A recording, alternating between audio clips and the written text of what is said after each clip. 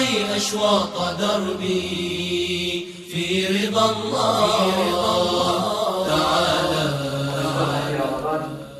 Le suicide fait-il partie d'une maladie de l'âme ou pas?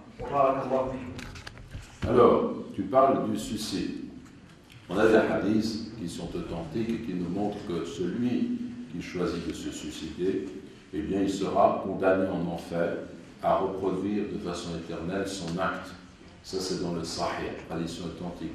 Si il s'est tué d'une certaine façon, il reproduira cet acte, Dieu lui donnera la vie, il reproduira cet acte. Il s'est jeté d'un lieu surélevé, il reproduira cet acte. Pour nous dire, en fait, que le suicide est absolument interdit, et pour nous dire également que si une personne pense avoir trouvé dans le suicide une échappatoire à ses problèmes et ses soucis, il ne comprend pas la réalité. En fait, c'est vraiment là où l'entraîne le shaitan, le démon, pour perdre l'occasion de se réformer. Ça, c'est un aspect des choses.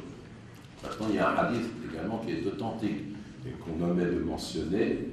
Et ce hadith nous montre qu'un compagnon était arrivé à Médine et puis qu'il s'était coupé parce qu'il avait justement un problème au niveau du climat, pour une raison ou une autre, il était en exil, il ne supportait pas certaines choses, et puis il s'est coupé au niveau de la main, le sang a coulé, il en est mort.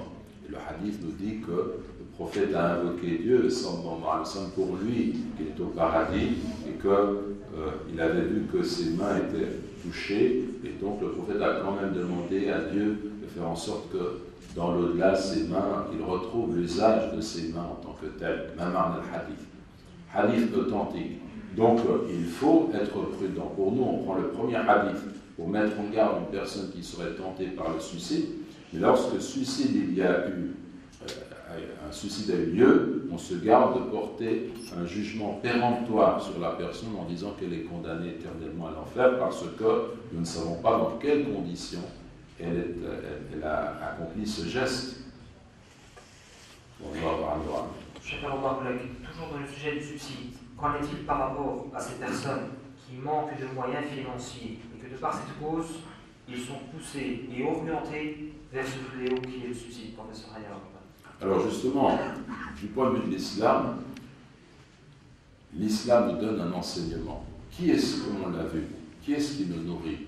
Qui est-ce qui subvient à nos besoins? En apparence, c'est le travail que j'accomplis, je gagne ma vie. C'est comme cela, c'est par une série de causes et d'effets que j'obtiens mes moyens de subsistance. Mais la réalité du point de vue de l'islam, c'est que Dieu seul nous nourrit.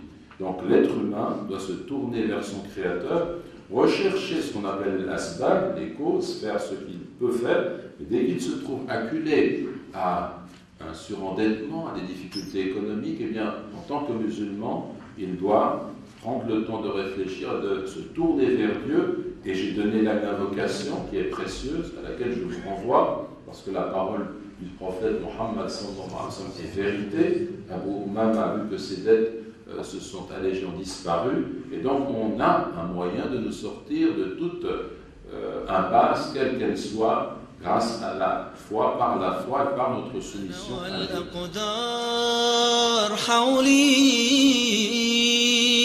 مؤمن شد الرحالا أنا والأقدار